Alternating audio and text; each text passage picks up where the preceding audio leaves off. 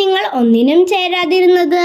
സ്വാതന്ത്ര്യദിനം ഇന്ത്യയിലെ ജനങ്ങളായ നമ്മളുടെ ദേശീയ ആഘോഷമല്ലേ? നിങ്ങൾക്കറിയാമോ സ്വാതന്ത്ര്യദിനം എന്നാൽ എന്താണെന്ന്?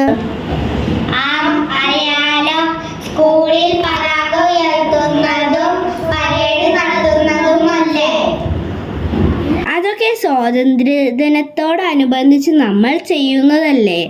ഇന്ന് നമ്മൾ ആഘോഷിക്കുന്ന ഈ സ്വാതന്ത്ര്യദിനത്തിനു പിന്നിൽ ഒരുപാട് മഹാന്മാരുടെ ജീവൻ പൊലിഞ്ഞ ചരിത്രമുണ്ട്. അതിനെ പറ്റി നിങ്ങൾ കേട്ടിട്ടുണ്ടോ?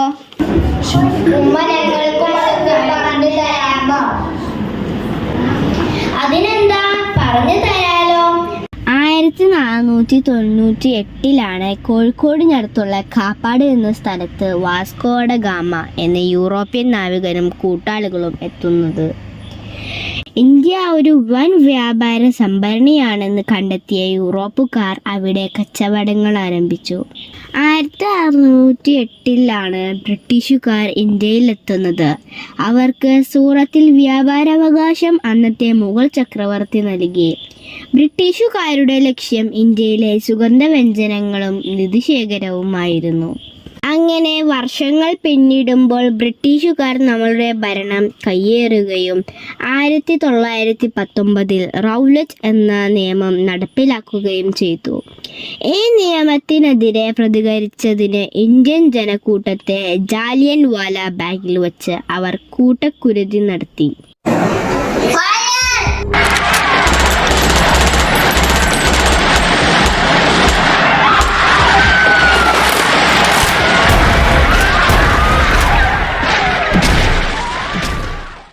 1500 പരം ആളുകൾ കൊല്ലപ്പെട്ട ഈ സംഭവം ജാലിയൻ വാല ബാഗ് എന്നറിയപ്പെട്ടു. ബ്രിട്ടീഷുകാർക്കെതിരെ അഹിംസയിൽ അധിഷ്ഠിതമായ സമരമുറകളിലൂടെ ഗാന്ധിജി മുന്നേറാൻ തീരുമാനിച്ചു. വിദേശ വസ്തുക്കളുടെ ബഹിഷ്കരണത്തിൻ്റെ ഭാഗമായി വിദേശ വസ്ത്രങ്ങൾ ഉപേക്ഷിക്കുകയും ചർക്ക ഉപയോഗിച്ച് സ്വന്തമായി തുണി നെയ്യുവാനും തുടങ്ങി. ഉപ്പു നിയമം ലംഘിക്കുന്നതിനായി 1930 ഗാന്ധിജിയുടെ നേതൃത്വത്തിൽ സബർമതി ആശ്രമത്തിൽ നിന്ന് അനുയായികളെയും കൂട്ടി ദണ്ഡി കടപ്പുറത്തേക്ക് കാൽനടയായി ചെന്ന് കടൽ വെള്ളത്തിൽ നിന്ന് ഉപ്പ് ഉണ്ടാക്കി പ്രതിഷേധിച്ചു.